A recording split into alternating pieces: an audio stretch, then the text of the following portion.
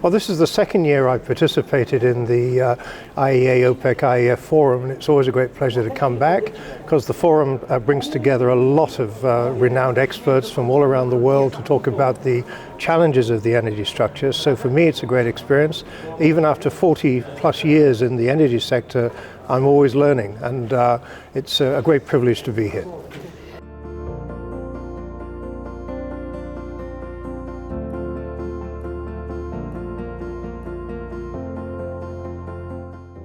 Well, the global energy industry is changing very fast. Currently, we're in the early stages of an energy transition, but fossil fuels are still very important and will remain important for many years to come. In addition to the contribution from fossil fuels, we also now have a lot of renewable energy. How much energy we're going to need, whether it be fossil or non-fossil, is a big question, because the population of the world is going to grow over the next 25 years. The global economy will grow. We need more energy. That balance between the fossil fuels and the renewables is a very big question, which we're all trying to understand. Now, the many scenarios which have been presented here at this conference, and the other scenarios published by the energy companies and by think tanks, they're all very valuable. But what those scenarios show us, because they can be very diverse in some cases, is that the challenges are absolutely enormous. Not just to meet the demands of rising populations and growing economies, but to meet those energy demands in a sustainable way that does take account of the challenge of climate change.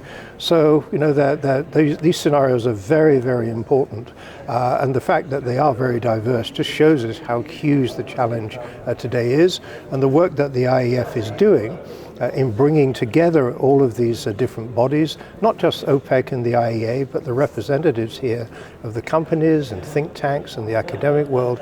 That work is very valuable.